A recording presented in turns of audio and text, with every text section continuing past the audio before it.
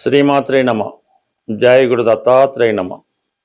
ఈ వీడియోలో మనం మేషరాశి వారికి మే 16వ తారీఖు నుంచి 31వ తారీఖు మధ్యలో జరగబోయే పక్ష ఫలితాలు పరిశీలించినప్పుడు మరి మేషరాశి వారికి ఈ పక్షం అంతా కూడా రాస్యాధిపతి కుజుడు రాశి అందే సంచారం జరుగుతుంది. ఇది ఈ రాశి వారికి రుచిక మహాపురుష యోగం అనే పంచమహాపురుష యోగం ఏర్పడింది. ఈ యోగ ప్రభావం వల్ల జాతకుడిలో ధైర్య సాహసాలు పెరుగుతాయి.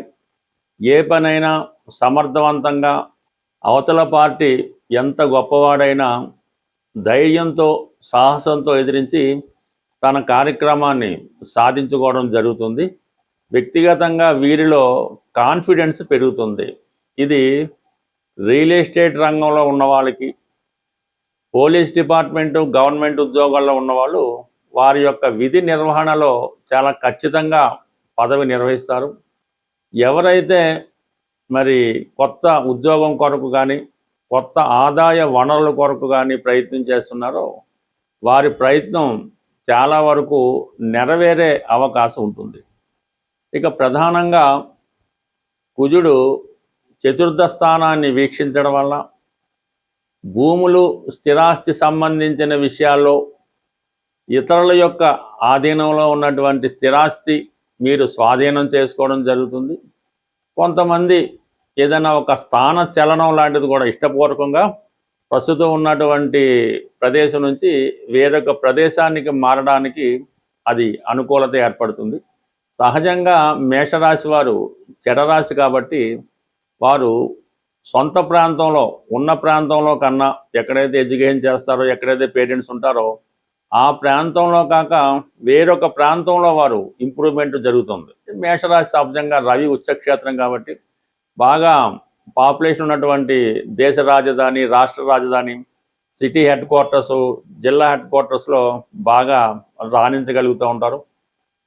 మరి దాని తర్వాత ధనస్థానంలో రవి, బుధులు. ఇక్కడ ధనస్థానంలో ఏర్పడినటువంటి బుధాదిత్య యోగం ఇది ఒక విధంగా జాతకుడు విద్యార్థులకి చాలా అనుకూలిస్తుంది.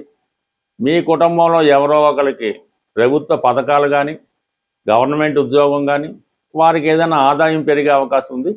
అలాగే విద్యార్థులకి ఇది చాలా వరకు వారు కోరుకున్న ప్రదేశంలో సీట్ రావడం కానీ, మంచి ర్యాంకుతో విజయం సాధించడం జరిగే అవకాశం ఉంది. బట్ ఏదైనా ఒక గ్రహం సాధారణ స్థితి కన్నా ఒక యోగంలో ఉన్నప్పుడు అది మంచి ఫలితం ఏర్పడడం జరుగుతుంది.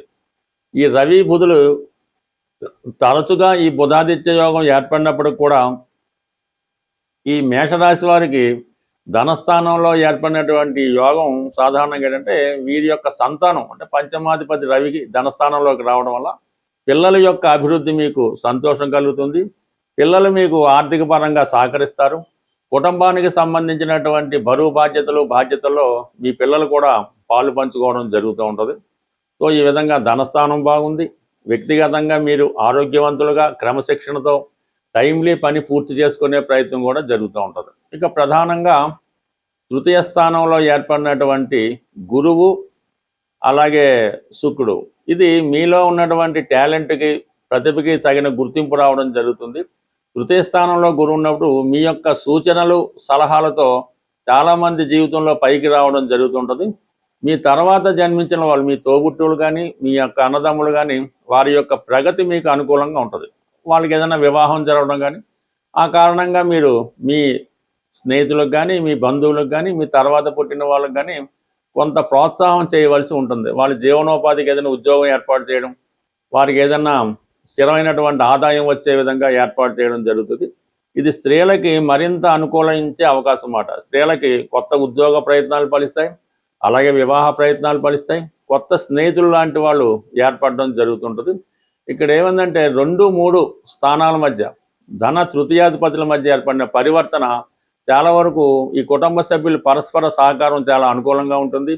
ఎప్పుడూ లేని విధంగా మీ కుటుంబ సభ్యులంతా ఒక చోట కలుసుకొని ఏదో ఒక మంచి విషయం కోసం చర్చించుకోవడం, ఈ విధంగా మంచి విషయాలు ఆసక్తికరంగా ఉండడం జరుగుతుంది. ఇక ప్రధానంగా వ్యయస్థానంలో ఉన్నటువంటి శని భగవానుడు తన సొంత నక్షత్రంలో సంచరించడం వల్ల ఉద్యోగం మారదాం అనుకున్న వాళ్ళకి ఇది చాలా వరకు కన్ఫర్మ్గా మారే అవకాశం ఉంది. పెట్టుబడి పెట్టే విషయంలో చాలా జాగ్రత్తగా ఆలోచించి నిర్ణయం తీసుకోవాల్సి ఉంటుంది. ఈ సమయంలో మీరు ఎవరికైనా ధనం ఇచ్చినా వేరే విధంగా ఇన్వెస్ట్ చేసినా అది చాలా కాలం తర్వాత మాత్రమే తిరిగి రావడం జరుగుతూ ఉంటుంది. ఏదైనా ఈ టైంలో మీరు లాంగ్ టర్మ్ ఇన్వెస్ట్మెంటు భూముల్లో స్థిరాస్తుల మీద చేసుకుంటే మంచిది తప్ప మరి స్పెక్యులేషను, వడ్డీ వ్యాపారం, ఎవరికైనా అప్పు ఇవ్వడం, ఇటువంటి చిల్లర వ్యాపారాలు చేయడం వల్ల 99% ధన నష్టం జరిగే అవకాశం ఉంది. బట్ ఏదైనప్పటికి కూడా దశమ స్థానంలో ఉన్నటువంటి రాహువు, తృతీయ స్థానంలో ఉన్నటువంటి శుక్రుడు, సినిమా ఇండస్ట్రీలో ఉన్న వాళ్ళకి, సాఫ్ట్వేర్ రంగంలో ఉన్న వారికి కొన్ని కొత్త అవకాశాలు రావడం జరుగుతుంది. ఈ వీడియోలో మనం కుజదోషం మీద ఉన్న అపోహలు, అపార్థాలు వీటి గురించి తెలుసుకునే ప్రయత్నం చేద్దాం. సాధారణంగా కుజదోషం అన్నది ఇంచుమించుగా ఒక 100 జాతకాలు పరిశీలిస్తే 90 జాతకాల్లో ఈ కుజదోషం ఉంటుంది. ఈ కుజదోషం అన్నది లగ్నం నుంచి, చంద్రుడున్న స్థానం నుంచి, అలాగే శుక్రుడున్న స్థానం నుంచి లెక్క పెట్టడం జరుగుతుంది. ఇది లగ్నం నుంచి ఉదాహరణగా తీసుకుంటే 2, 4, 7, 8, 12 స్థానాల్లో కుజుడు ఉన్నప్పుడు అది కుజదోషంగా భావించడం జరుగుతుంది.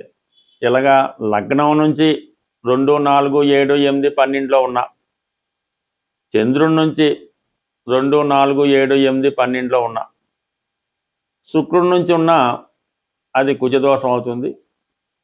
అయితే 1వ స్థానంలో కుజుడు కొంతమంది కుజదోషం అని, కొంతమంది లేదని చెప్పడం జరిగింది. బట్ ఏదైనా కుజుడు 1వ స్థానంలో ఉన్నా కూడా అది కుజదోషంగానే పరిగణించవలసి ఉంటుంది.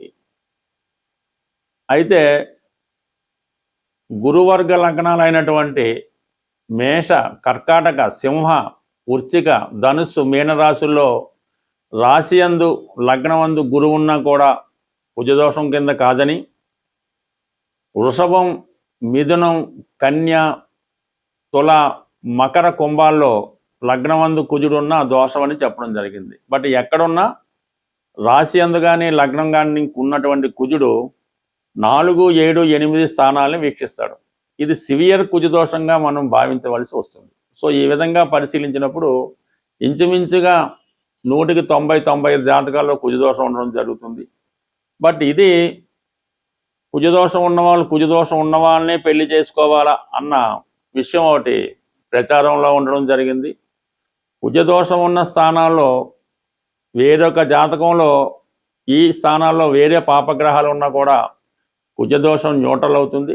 అయితే ఇది వ్యాపార దీక్షతో గాను తెలిసో తెలియకో కొంతమంది చూస్తున్న ప్రతి జాతకంలో కూడా వాళ్ళు ఏదో 10th పాస్ అయింది అమ్మాయి, ఏ కోర్సులో చేర్పించాలి, లేదంటే అమ్మాయి ఇప్పుడే జన్మించింది, ఏ పేరు పెట్టుకోవాలి, లేదా అమ్మాయికి ఏదో కొద్దిగా హెల్త్ బాగాలేదు, ఎలా ఉంటుంది, ఏ జాతకం మన దగ్గరికి అమ్మాయి జాతకం వచ్చినా కూడా అసలు విషయం మానేసి ఈ అమ్మాయి కుజదోషం ఉంది, ఈ కుజదోషం ఉండడం వల్ల పెళ్ళి అవ్వదు, లేదంటే ఇంకొక ప్రాబ్లం అది వస్తుంది, లేదంటే లవ్ అఫేర్ ఉంటుంది, ఈ విధంగా జాతకుడు చెప్పి దాని పరిహారం చేయించడం జరుగుతూ ఉంది. అది తెలియక కూడా కావచ్చు, ఇది వాళ్ళు కూడా నమ్మి ఏదో 8 సంవత్సరాల అమ్మాయికి ఏదో వ్యవహారం చేస్తే కుజదోషం ఉందని భయపడి అందరికీ చూపించి ఈ విధంగా ఇబ్బంది పడడం జరుగుతుంది.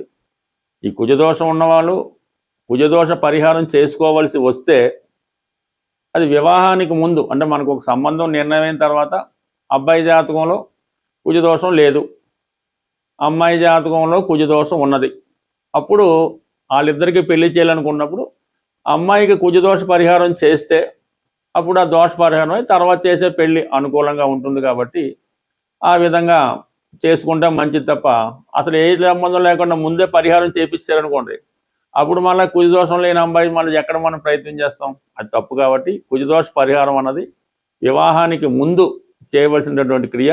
అది అనేక రకాలుగా సాంప్రదాయ వారీగా ఉండడం జరుగుతుంది.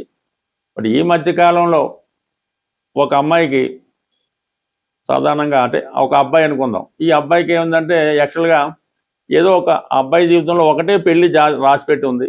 కొద్దిగా లేటు, అతనికి ఉద్యోగం లేకపోవడం వల్ల లేదంటే వేరే సాంప్రదాయ వృత్తిలో ఉండడం వల్ల వివాహం లేట్ అవుతుంది. ఎవరో ఒక గుళ్ళో పూజారి చూపిస్తే ఈ అబ్బాయి కుజదోషం ఉంది, పెళ్ళి అవ్వట్లేదంటే సరే ఏంటి పరిష్కారం అంటే ఈ డూప్లికేట్ మ్యారేజ్, ఏదో అరటి చెట్టుతో పెళ్లి చేయలేదు చెప్పారు. ఆ విధంగా వాళ్ళు ఆ పెళ్లి చేశారు. ఉన్నది ఒకే పెళ్లి అబ్బాయి జాతకంలో, ఈ అరటి చెట్టుతో పెళ్లి అయిపోయింది. ఇంకా తర్వాత 10 సంవత్సరాలైనా వివాహం అన్నది అబ్బాయి కావలేకపోవడం జరుగుతుంది. బట్ అందువల్ల తెలిసి తెలియకో కొన్ని పరిహారాలు చేయడం వల్ల వారి జీవితంలో ఈ విధంగా పెళ్లి కాకుండా బ్రహ్మచారిగా ఉండిపోవడం కూడా జరుగుతుంది. కాబట్టి ఈ కుజదోషం గురించి పెద్దగా అపోవలొద్దు. చిన్నపాటి పరిష్కారంతో ఈ సమస్య సాల్వ్ అవుతుంది. ఈ కుజదోషానికి అనేక రకాలుగా ఎగ్జామ్షన్స్ ఉన్నాయి. కొన్ని లగ్నాలకి, కొన్ని రాశులకి, కొన్ని నక్షత్రాలకి కుజదోషం అన్నది ఉండదు. అలాగే కొంత ఏజ్ దాటిన తర్వాత కుజదోషం ఉండదు. గురు దృష్టి ఉంటే కుజదోషం ఉండదు. ఇలాగా కుజదోషం ఒకటైతే 99 రకాలుగా పరిహారం జరుగుతుంది. బట్ ఏదో ముందు జాగ్రత్తగా చేసుకున్నా కూడా అది పెద్దగా ఏమి దానికోసం భయపడి జీవితాలు నాశనం అయిపోయినట్టు ఇబ్బంది పడే పరిస్థితి అయితే లేదు. కేవలం ఇది ఒక అపోహ తప్ప ఇది పెద్ద కొంపలు మునిగిపోయే దోషం అయితే కాదు. బట్ ఇది బ్రతుకు తెరువు కోసం చాలామందికి ఇది ఉపయోగపడుతుంది. అంటే కొంతవరకు బతకొచ్చు, కానీ మరీ అన్యాయంగా బతకకుండా అవతల వాడిని భయభ్రాంతులకు గురి చేసి జీవితాలను నాశనం చేసే విధంగా శాస్త్రం ఉండకూడదనే ఉద్దేశంతో ఈ పరిజ్ఞానాన్ని మీకు అందివ్వడం జరుగుతుంది. బట్ ఇంకా అనేక శాస్త్రం, అనేక డెప్త్ ఉంది. నాకు తెలిసినటువంటి 1% జ్యోతిష్ శాస్త్ర పరిజ్ఞానంతో చెప్పడం జరుగుతుంది. స్వస్తి.